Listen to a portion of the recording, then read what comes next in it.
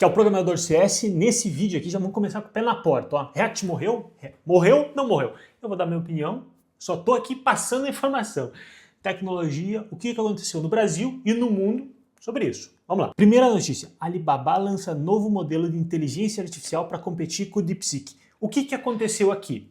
A China chegou e disse assim, olha só, nós vimos que aqui tem muito espaço, tem muita empresa aqui dentro, vamos abrir aqui um setorzinho, um BNDES só para isso, vem com o projetinho que a gente dá dinheiro. A Alibaba viu isso, disse, pô, tem dinheiro, tem muito espaço para empresas que podem entrar, porque hoje qual que você conhece? O ChatGPT. Entrou o DeepSeek, mas entrou há pouco tempo, não tem tanto tempo assim.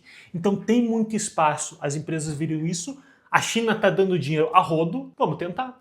E a Alibaba começou dizendo, olha, nós somos aqui ó, comparáveis a DeepSeek. Um tempinho depois eles disseram, olha, comparável não, a gente é equivalente, a gente está um pouquinho abaixo. Se tu apertar mais um pouquinho, ele vai dizer daqui a um tempo, nós vamos chegar lá, calma, calma, calma. No meio disso tudo, sabe o que surgiu? Mais uma IA chamada Mônica, que diz que em um determinado teste é melhor que o ChatGPT. Então agora vai virar biblioteca JavaScript isso aqui. Toda semana vai surgir um novo. E lembrando que a Alibaba é muito grande, dona do AliExpress, e ela tem muita chance porque o DeepSeek está tendo aquele problema de aumentar a infraestrutura, onde eles não conseguem os chips. Então aqui tem muita chance do DeepSeek não ir tão para frente, e a Alibaba, como já tem muita grana, poder tomar o lugar. Microsoft está planejando um futuro sem a OpenAI. Olha só, a Microsoft, na notícia de hoje, a gente já botou 13 bilhões de dólares dentro de IA. Mas a gente está querendo sair do ChatGPT. Entretanto, os colaboradores ou funcionários, como você quiser chamar, da Microsoft disseram assim, olha, é complicado porque virou um legado, a gente não fez via API, a gente enraizou o código do ChatGPT, então você tentar separar as coisas vai dar problema. É muito difícil, nós não somos muito a favor. Mas a Microsoft chegou nesse ponto por quê? Vamos lembrar lá, ó, linha do tempo 2023, o Sam Altman, que era o CEO do ChatGPT, da OpenAI, ChatGPT é o que mais conhecido, ele foi demitido.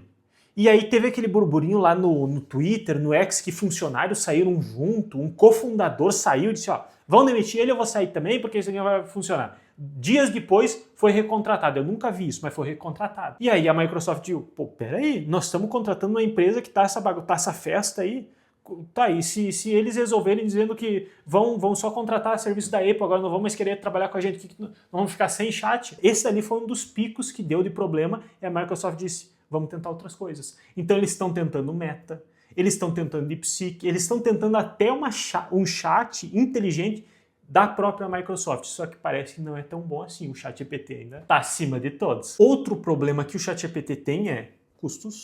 Então, para manter aquilo rodando é muito custoso, depende de muita energia, e lá nos servidores Azure, que é da Microsoft, disseram também, ó, isso aqui é um caminhão de dinheiro para rodar esse negócio. Nós precisamos de algo que seja mais leve. O DeepSeek veio com essa ideia, mas é meio fechado, não tem como saber bem como que ele funciona ainda. Talvez é uma possibilidade. Então a Microsoft está querendo assim, ó, vamos, em vez de ter só um, vamos colocar 3 aqui para a gente ter uma segurança, caso um caia, tem um fallback, uma coisa assim, sabe? Um backupzinho só para a gente ter de segurança. E aqui, uma coisa que acontece quando empresas grandes fazem isso, geralmente as menores vão na onda ali e acabam fazendo isso também. Não tem como saber se vai se espalhar. Vamos dizer, em vez de ter só o ChatGPT, vamos colocar uns outros backup, ou até sair do ChatGPT por causa que a Microsoft... Por que a Microsoft saiu? Vamos também aqui. Entendeu? A propaganda russa está influenciando os resultados de chatbot na IA. Essa daqui é bacana, olha só. Um relatório mostrou que uma empresa russa criou 3,6 bilhões de notícias falsas para influenciar os chatbots ou as IAs. Então tu ia lá e pesquisava alguma coisa da Rússia, era pró-Rússia, obviamente. 33% dos resultados errados por causa que buscavam nessas notícias. Você lembra que eu falei no último vídeo que o ChatGPT teve aquele problema de fazer scrapping, que é buscar notícias, puxar para dentro dele, só que isso é meio que proibido, enfim, tem todos esses problemas. Os chatbots também sobrevivem disso. Tanto que se você for buscar lá o teu nome, ele vai te trazer, mas não porque está dentro dele, porque ele vai buscar na internet, vai ver quem que é o Cassiano. Ah, o Cassiano esse aqui é um programador, cria vídeos e tal. Ele faz isso buscando na internet. E aconteceu exatamente isso. Só que os chatbots dependem da internet. Como que tu vai contornar isso? Tu vai bloquear um país inteiro? Porque é o Cassiano.com lá que está criando notícias. Beleza, bloqueamos ele de buscar no Cassiano.com. Mas é o Cassiano muito inteligente que cria CassianoS.com. E aí? vai ficar bloqueando todo dia um domínio novo, e se eu criar 1000 domínios, o que vai acontecer? Subdomínio, enfim, não tem o que fazer. E aqui não é um problema novo, isso aqui já existe há muito tempo, mas até hoje não teve uma solução muito eficaz para contornar. Tu vai bloquear todo o país? O que tu vai fazer? Tu vai ficar ali comunista, vai ficar só dentro das notícias que tu quer? Não vai funcionar, tu não vai para frente, não vai para o mundo. Então esse daqui é um problema muito grande. A ferramenta Anthropic Cloud Code tinha um bug que bugava alguns sistemas. O problema aqui foi, você dava acesso a modo God do cloud dentro do teu computador. Você ia lá e digitava para ele, deleta a pasta System32, sabe aquele meme? Então ele fazia. Não era exatamente esse aqui, mas o conjunto que estava acontecendo era mais ou menos assim.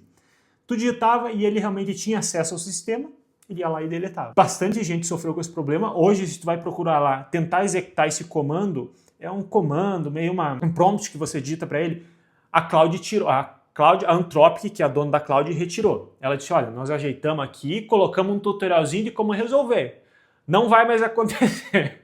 Mas o Cloud era o melhor. Para programadores estavam dizendo, ó, é o melhor que tem. Prime Video testa a dublagem de IAs para filmes selecionados e séries em TV. A dublagem é automática e já está acontecendo. É cerca de 17 filmes mais ou menos até o momento. Isso aqui eles estão tendo aquela visão que o YouTube teve, que o YouTube hoje, se tu entra em, não digo todos, mas vários vídeos, tá lá aquela dublagem bem robótica, mas tá lá.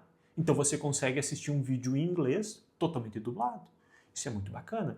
Aqui é poucos vídeos e ainda está tendo toda uma verificação com dubladores, enfim, que dão uma olhada no filme, escutam e dizem, ah não, aqui essa palavra ficou meio esquisita, essa daqui não, mas olha as possibilidades. Eu falo disso daqui porque quando teve aquele movimento dos atores de Hollywood dizendo, ah, nós temos que parar a IA porque a IA vai tomar conta e vai fazer filme no nosso nome. Pô, é um pouco de visão também de você ver. Olha, hoje um ator talvez consiga fazer um filme por ano, ok? A gente sabe que tem muitos atores que fazem pelo filme, são bons, só pegar, mas tem aí os Nicolas Cage da vida. Eles fazem, quando bate a falta de dinheiro, eles vão lá e fazem um filme muito louco. O Nicolas Cage é o exemplo perfeito. Ele é um puta de um ator, ele é um ator muito bom. Mas quando falta dinheiro, o homem faz uns filmes que não tem sentido nenhum, não dá nem vontade de assistir. Os filmes ruins. A gente sabe, ó, bateu os boletos lá na casa dele, eu tenho que fazer um filme. É isso. E aí abre essa possibilidade para atores que querem viver do dinheiro. Assim, ó, eu faço um filme, eu, pessoalmente aqui, pessoa, faço um filme por ano. Tá, mas com IA. Se tiver aquela IA lá que faz todo, modela, não só dubla. Eu vou conseguir fazer 5 filmes por ano. Ah, vai ser um valorzinho um pouco menor, mas eu vou estar fazendo 5 filmes. A minha exposição vai ser muito maior, o dinheiro que eu vou ganhar vai ser muito maior, e vou estar trabalhando com tecnologia, vou ser um dos primeiros, porque depois que um ou grande entrar, todo mundo vai querer. YouTube pode ganhar outros streamings e ficar parecido com o Prime Video. Essa daqui eu só digo finalmente, porque a quantidade de filmes mais antigos que tu quer assistir não acha em streaming nenhum e tá lá no YouTube. Só que aí tu compra pelo celular, tu aluga ele pelo celular. Eu não tô dizendo lá filmes que tá dentro de uma conta oculta, não. Tu compra o filme, tu aluga o filme para te poder assistir. Só que tu aluga pelo celular. Aí tu não acha na TV, não acha no computador. É uma loucura. Tu entra e tem que ficar streaming pelo celular pra tua TV. Enfim, tu não acha. Eles fizeram, eu vi a foto ali, eles querem fazer, parece um Netflix da vida, assim, que tem todos os filmes, você consegue selecionar. Isso não tem hoje. Então, finalmente, que bom que está existindo, porque o YouTube, para achar filmes antigos, um dos melhores, e até novos mesmo, porque não tem nas streamings. Alguns específicos vão, mas se tu quer achar a grande parte do YouTube, finalmente isso aqui vai sair. Combatendo deepfakes com verificação CAPTCHA-like que usa interações em tempo real.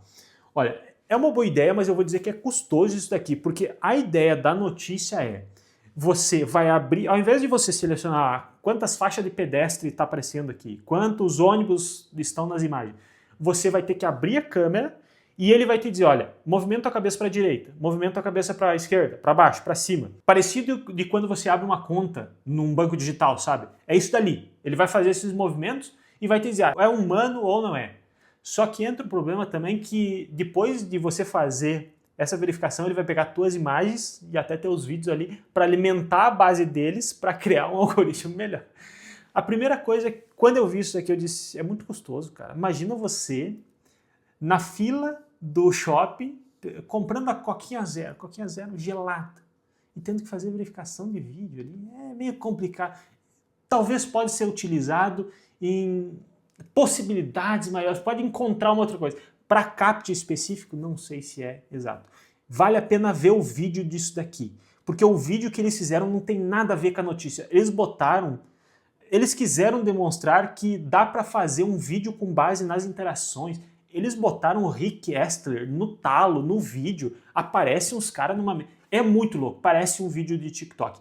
Vale a pena olhar só pelo vídeo, mas a ideia central é um CAPTCHA muito custoso aqui. Mais de 1000 sites WordPress infectados com backdoor JavaScript permitindo acesso persistente a atacantes. Aqui, ó, você baixava um plugin no WordPress, ele infectava o WP config, WP admin, é o WP config, que é um dos arquivos principais. Quando um usuário, ele adicionava a chave SSH e desbloqueava algumas coisas do teu firewall lá. Quando o usuário acessava o teu website, o site teria acesso ao JavaScript do usuário e com isso ele poderia fazer coisas, no caso roubar cookies ou sessões, qualquer coisa que ele quisesse do browser, e se o browser tivesse acesso à máquina, ele ia mais longe. Então ele teria acesso à máquina do usuário com base no JavaScript do teu site que você instalou. Isso aqui é uma coisa que você tem que estar sempre atento, porque é não instalar qualquer plugin, verificar plugins se eles estão lá sendo utilizados ou não, você não remove, atualizar plugins e o principal, não baixar o que tu não sabe, né? Novo chip Ocelot avança na computação quântica. Com base em qubits de gato ou cat-bits, a tecnologia fornece uma nova maneira de reduzir erros quânticos. O computador quântico tem um problema que é assim, para você fazer ele funcionar, ele precisa... É um mundo perfeito. Se você tiver calor de mais ou de menos, ele não funciona. Se ele tiver radiação, ele não funciona. Se o Wi-Fi estiver batendo, não funciona. Se tua mulher acordar de mau humor, ele não vai funcionar. Por isso que a Microsoft cria aquelas câmeras hiperbárias, umas coisas assim, para tentar ver se consegue. Mas até hoje não tem um computador 100% quântico funcional. Para fazer ele funcionar hoje, a gente precisa diminuir a quantidade de erros atuais em 1 bilhão de vezes. Calcule o quão longe que nós estamos. Aqui eles estão tentando fazer com cat-bits, que é um formato diferente do qubits, que é realmente o computador quântico 100% funcional, do jeito que foi imaginado. Esse cat-bits é um pouquinho mais estável, mas ainda é muito difícil. É somente o estudo que está sendo testado aqui. Agora eu vou explicar um pouquinho por que falam desse computador quântico e Bitcoin. Fala assim, ó, computador quântico acabou com o Bitcoin, não vai mais ter, vai acabar tudo, então não compra. O problema é assim, ó, se o computador quântico for utilizado para esse fundamento, pode ter certeza que o Bitcoin vai ser o menor dos teus problemas. Por quê? Se ele descobrir a chave lá do Bitcoin, porque o Bitcoin é uma chave muito grande, então se eu utilizar meu computador hoje para descobrir aquela chave do Bitcoin, precisa de 400 milhões de anos. Com o computador quântico é 20 minutos, tu descobre. Só que ele vai descobrir a tua chave do Bitcoin, ele vai descobrir a chave das tuas conversas do WhatsApp, ele vai descobrir aquela tua câmera IP lá fora, o magrão vai conseguir acessar, porque o computador quântico vai conseguir entrar nela de uma maneira muito fácil. Sabe a tua fechadura eletrônica? O malandro vai acessar e ele vai abrir tua casa de noite. A tua senha do banco, ela vai ser descoberta assim. Vão roubar todo o teu dinheiro, tu nem vai ver. Então você consegue entender que o computador quântico, se for levado para esse lado, o Bitcoin vai ser o menor dos teus problemas, porque ali, ó, entrou nesse caminho de loucura, acabou, vai virar tudo da vez. Então o Bitcoin é o menor.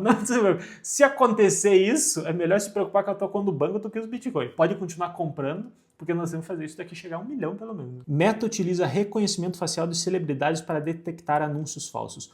Muito bacana isso daqui. Atualmente ele está somente na Europa e na Coreia. Ele vai ajudar por quê? Hoje, você consegue até fazer um reconhecimento de face ali quando você ativa o meta verificado, acho que é uma coisa assim. Eu não tenho, a Sueli acaba tendo. E ela teve que fazer reconhecimento de face, colocar lá identidade. Mas esse em específico, ele vai remover automaticamente os anúncios. Hoje, se tu vê um anúncio lá e tu reportar, a Meta ainda dá uma validada no anúncio e diz, ó, é válido, não é, a gente vai remover ou não vai. Com isso daqui, ele vai remover automaticamente. Isso daqui é bom por quê? Eu ainda tenho tias minhas que me enviam um videozinho do William Bonner dizendo quer entrar no BBB, acesse esse link, ou vendendo um produto. E elas pedem, pô, Cassiano, isso daqui é real? Eu digo, não, tio, olha a boca dele, mexe muito esquisitão, assim, esse daqui é feito por IA. Ah, bom. Isso daqui não vai mais acontecer. Se bater lá na verificação, vai ser excluído direto. Então aqui é bacana. Startup cria lentes de contatos inteligentes. Foi anunciado que é para ser lançado em 2026. A ideia não é somente lente de contato, ele vai ler primeiro coisas do teu corpo, assim, exame, como se fizesse um exame de sangue. Não tudo que tem lá, mas algumas coisas que são detectáveis pelo ali teu olho. Ele tem algo que eu achei bem interessante, não sei como que vai funcionar. Só diz na notícia, olha, a gente vai ter um carregador que você vai, é aproximado, talvez seja imantado, não sei como vai funcionar. Mas você consegue se conectar pela internet com a tua lente por esse conector ali, não conecta, né? Fica só próximo. E também armazenamento de dados visto ali.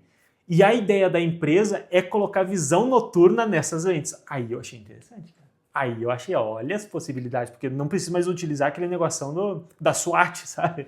Você utiliza só a lentezinha ali. Não sei qual que é o valor, mas aqui é a tecnologia indo para um lado muito bacana. Igual o Raspberry, o Arduino, que começou lá com uma ideia muito inicialzinha, é só um computadorzinho, mas abre muita possibilidade. A pessoa vai vendo, pô, o Arduino aqui eu consigo colocar um conector de verificar uma boia, eu consigo colocar um sensor de temperatura, consigo colocar dentro de uma caixa d'água e consigo dizer, ah não, Cassiano, ó, tá 20 minutos sem subir a boia, acabou a água da rua. Então essas possibilidades que eu vejo que a tecnologia não tem limites, a gente pode fazer qualquer coisa. É muito pequeno, vai dizer, pá, só para visão noturna, quando que eu saio de noite? Mas é apenas um pequeno ponto.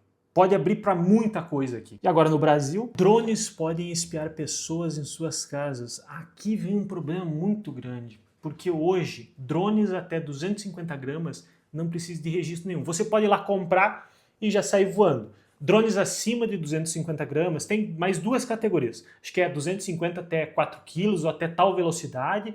E a terceira é drone militar, sei lá, é muito rápido. Se é um drone muito veloz, muito pesado. E aí nessas duas classes acima você precisa entrar em contato com a Anatel, fazer um registro e ter tipo uma carteira do Detran para drones.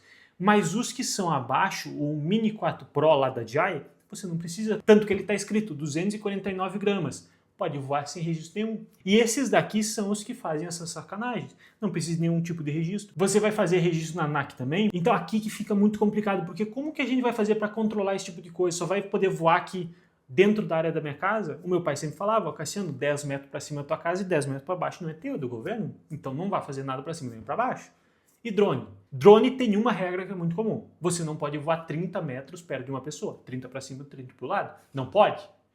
Mas e se eu tiver a 40 metros e filmando para dentro da tua casa? Aí pode? Aí que entram os problemas. Então tem que ser regularizado. Mas como que vai regularizar isso? Vai fazer todo mundo ter um GPS no drone para saber, teu drone que estava lá dentro da casa de determinada pessoa em X horário? Apple tem 90 dias para liberar sideloading no Brasil. Primeiro, o que é o sideloading? Hoje, se você pegar um Android, você consegue, via um APK, instalar qualquer aplicativo dentro do teu Android. Precisa liberar lá modo desenvolvedor, uma coisa assim, mas tu consegue. Dentro do iPhone você não pode. A Apple é muito fechadinha quanto a isso. Lá na Europa, teve também na justiça mandando a Apple liberar. E aí, o que aconteceu? Virou meio loucura, porque surgiu não só a Apple Store, que é onde você baixa os aplicativos, surgiu lojas avulsas que também tem aplicativos para você fazer o download. Então não é somente liberar para você fazer o download, libera para você ter uma loja para poder fazer download. E aí pode ter aplicativos que não são muito bacanas, porque hoje, se você não sabe, qualquer aplicativo que entra dentro das lojas, a Apple entra no teu aplicativo e vê lá o que você está fazendo dentro do aplicativo. Você tem que dizer para ela, olha, eu vou ter aqui um controle de ponto de funcionários. E se você não estiver fazendo o que você está dizendo lá dentro, a Apple barra teu aplicativo, não deixa subir para a loja. Então tem uma segurança muito grande. E de tempos em tempos, acho que é 15 em 15 dias, 13 em 13 meses, eles revalidam. Porque quando eles foram ver, tinha função a mais, tinha função a menos, não estava funcionando direito. Então eles pegam e suspendem o aplicativo. Isso aí é uma segurança a mais que a gente tem. Só que qualquer aplicativo que está dentro da loja da Apple e vai fazer uma venda, qualquer venda, até 30% do valor vem para a Apple. E aí o Mercado Livre veio aqui no Brasil e disse, olha, isso é concorrência desleal, a gente está vendendo uma coisa lá, eles querem 30%, e você não pode pegar e dizer, ah, vou ser malandro, não vou fazer vender dentro do aplicativo, vou tentar vender por fora, vou jogar o usuário para fora. A Apple diz, ó, meu amigo, aqui não. Tu não vai ser malandro aqui, não. Tu vai pagar os 30%, até 30% sim. E aí o Brasil veio aqui seguindo as leis europeias e disse, olha, agora vai liberar. Então o sideload é isso. A Apple liberar de uma maneira muito... virar uma festa isso aqui, porque você vai poder baixar e instalar qualquer coisa dentro do seu celular. Na minha visão, isso é um pouco problemático, por quê? você não sabe se aquele aplicativo que você está baixando está 100% legal ou simplesmente está livre de vírus. E aí que entra o problema. Como é que você vai saber isso? Hoje a segurança do iPhone é muito grande. Eu não tenho medo de utilizar o iPhone porque eu sei os aplicativos que estão lá são bons.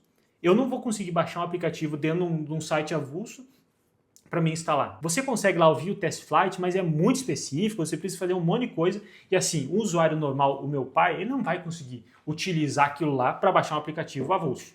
Você vai ter que fazer muita coisa para chegar se você quer. E agora é para liberar. E a Apple, a partir dessa decisão, tinha 90 dias para liberar isso no Brasil. Isso aqui, na minha visão, pode ser um problema. Mas vamos ver o que vai acontecer daqui para frente. Mac vai modernizar sistemas e infraestrutura de TI. Essa notícia aqui era bem curtinha.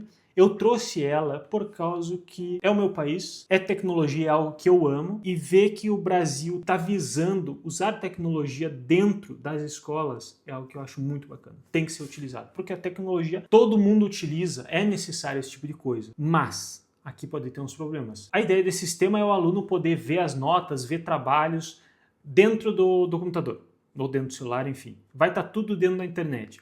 Só que como que você vai fazer aquele aluno que não tem acesso a um computador ou um celular fora da sala de aula poder fazer um tema de casa se ele for obrigatório? Então acaba tendo vários problemas que vão surgindo conforme você vai pensando um pouco mais nisso. Isso daqui não cabe a mim dizer como que vai ser resolvido, cabe ao governo. De qualquer forma, modernizar sistemas com tecnologia, eu estou totalmente de acordo, porque eu acho que isso daqui ajuda muito mais do que pode piorar a vida das pessoas. Carnaval, celular seguro sobre 2.4 mil pedidos de bloqueio. Isso aqui foi uma parceria entre a Anatel e a Febraban.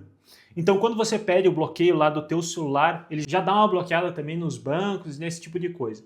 Só que tem um porém aqui, quando você faz o bloqueio do e-mail, o que acontece? Você vai lá e liga para a Claro e diz, ó, me roubaram aqui, eu quero bloquear o e-mail do meu celular. O e-mail do meu celular, vamos dizer, do celular do Cassiano, é o número 123. Então a Claro vai adicionar numa lista de e-mails bloqueados o número 123. E quando o meu celular tentar se conectar com uma rede, ele vai buscar aquele e-mail que está tentando se conectar com a lista de bloqueados. E todo mundo que estiver utilizando essa lista, então a Vivo, a Claro, a TIM, se eles estiverem utilizando a mesma lista, eles vão dizer assim, ó, esse celular aqui eu não quero para minha rede, e o celular em si não vai conseguir mais se conectar. Então o celular fica inutilizado. Ele ainda vai conseguir utilizar o quê? Wi-Fi e os aplicativos que funcionam offline. Mas para a rede, para o que o celular necessita, fica inviabilizado.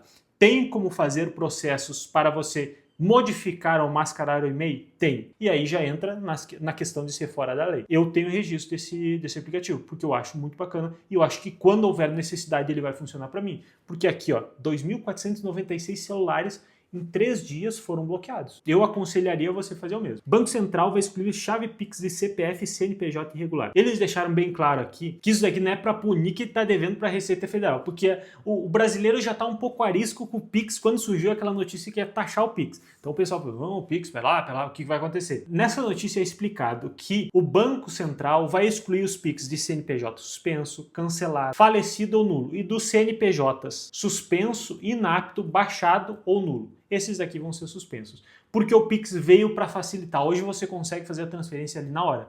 Mas facilitou muito a questão de golpes também. E aí que a gente tem que pensar, isso aqui vale a pena nesses casos. Porque hoje o malandro vai lá, cria um Pix, dá um golpe na senhorinha, consegue utilizar o mesmo Pix, até tu fazer o bloqueio dele, até entrar no banco, entrar em contato com a polícia, cara, isso daqui demora dias. O malandro fica com o mesmo Pix lá fazendo golpe, recebendo dinheiro. Então essa parte aqui é muito boa. E você que tem o sisteminha lá da padaria do tio Zé, já pode falar com ele, ó tio Zé, nós vamos ter que fazer uma manutençãozinha aqui, vamos ter que colocar um serviço em background para verificar se o CPF, se o Pix tá funcional ou não. Já ganha um dinheirinho. Ah não, Cassiano, mas é muito caro, não tem como fazer. Aí tu mostra a notícia dizendo aqui, ó, não tem como correr, vamos ter que fazer.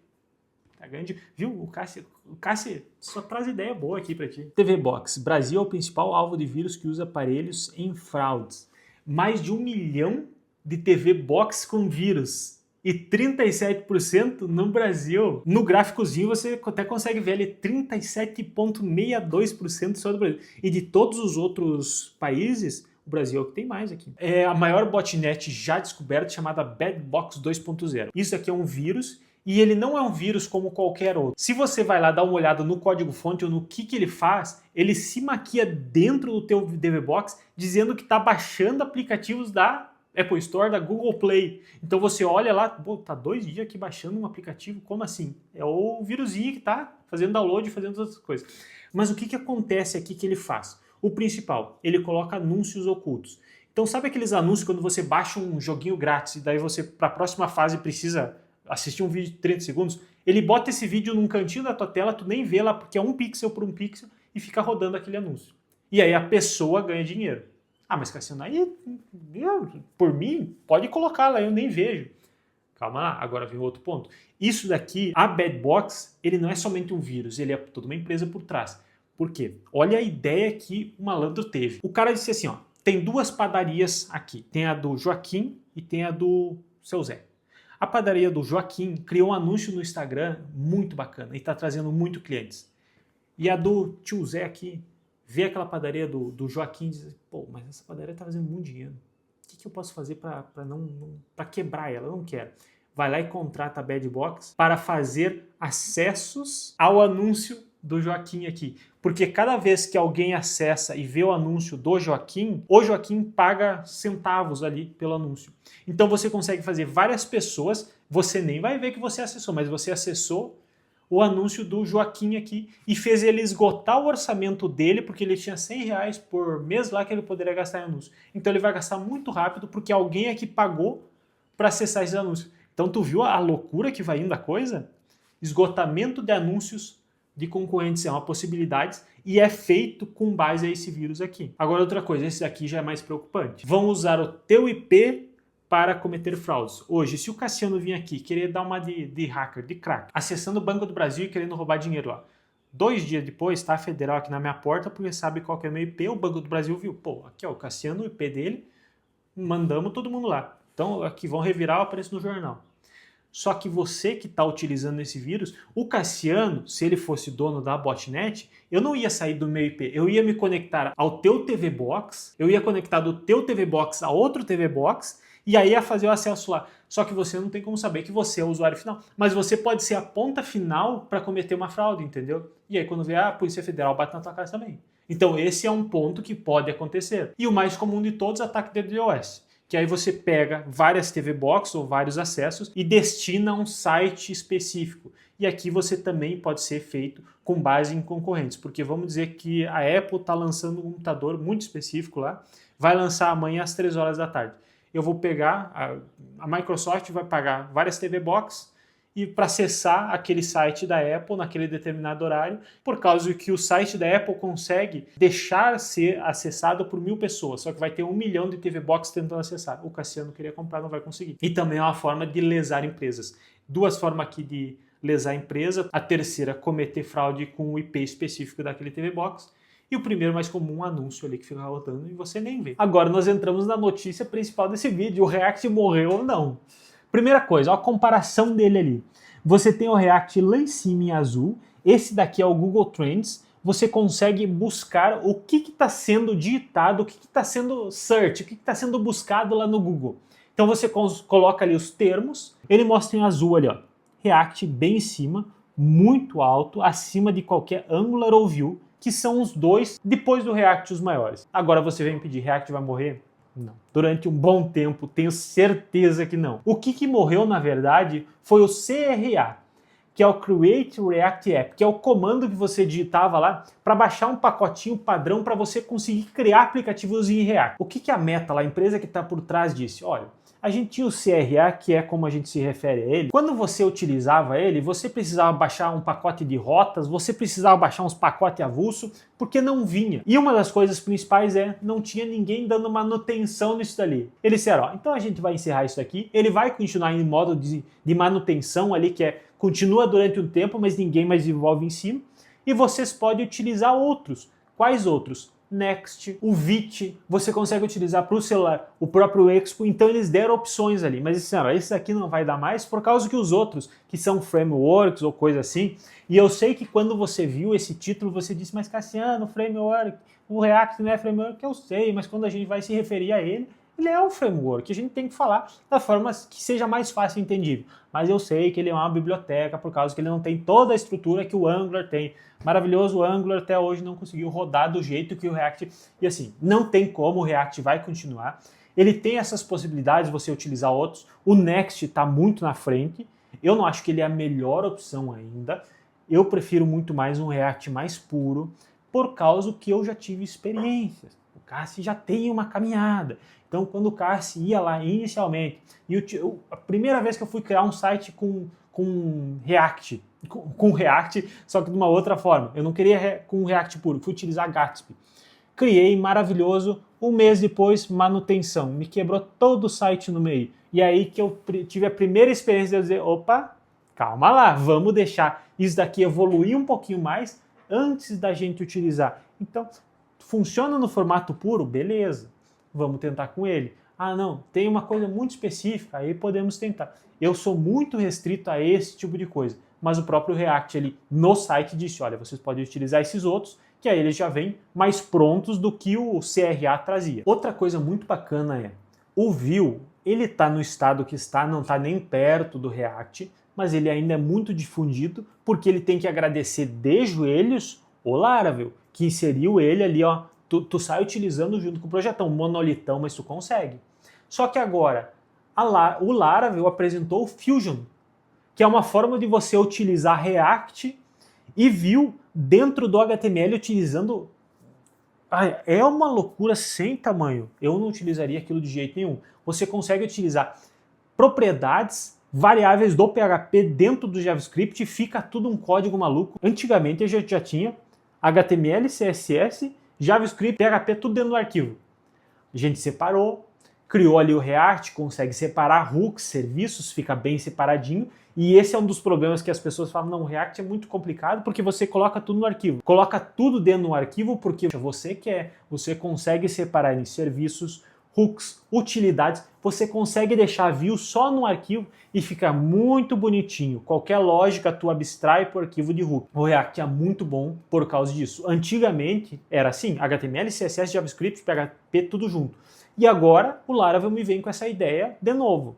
Eu olhei aquilo e disse, não é possível, é sério, é pegadinha isso daqui? Como que você quer? Não, separa, pelo amor de Deus, coloca pelo menos uma API, querem colocar propriedade, tudo. Nossa senhora, uma loucura, vale a pena ver. E agora uma curiosidade, o primeiro framework, o primeiro projeto que todo back-ender cria, normalmente, é um projeto padrão MVC. Então você cria seu próprio Laravel da vida, lá MVCzinho, e você consegue utilizar ele para criar outros projetos.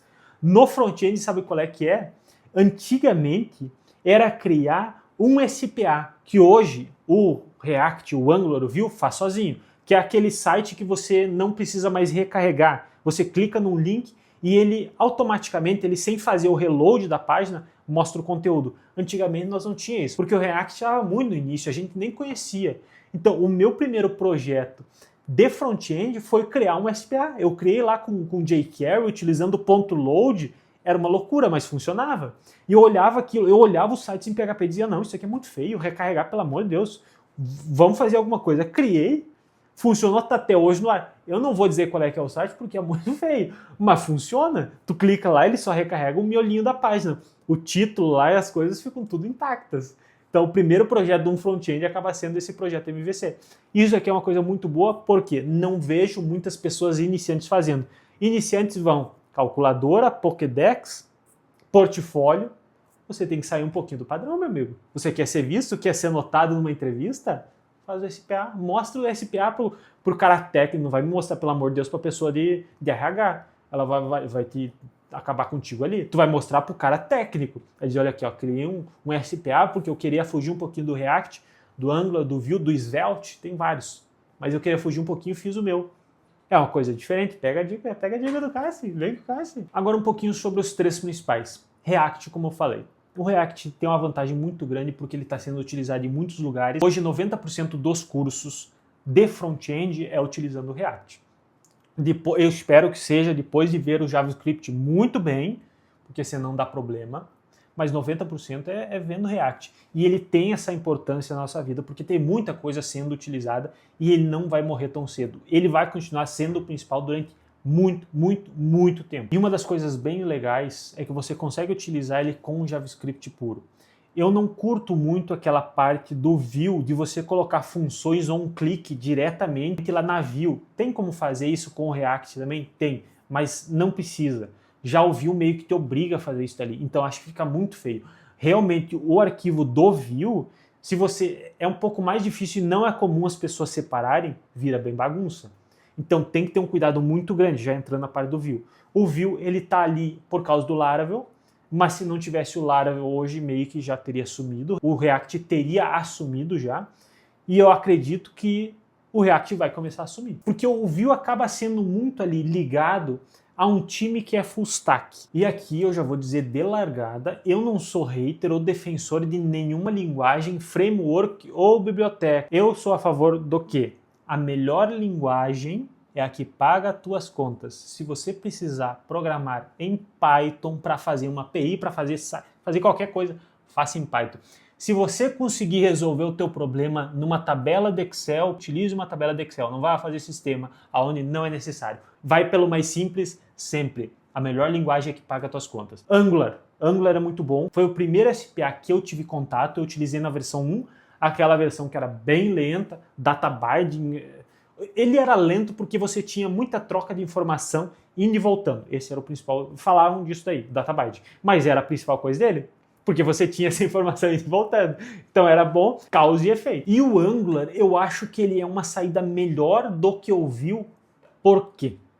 O Angular hoje, nas versões 2 para cima, que já utilizam TypeScript, ele te obriga a utilizar o framework dele. Ele vai te dizer, Cassiano, você vai utilizar do jeito que eu quiser. Se você quiser me utilizar, é desse jeito. E você tem lá os serviços, você tem lá os...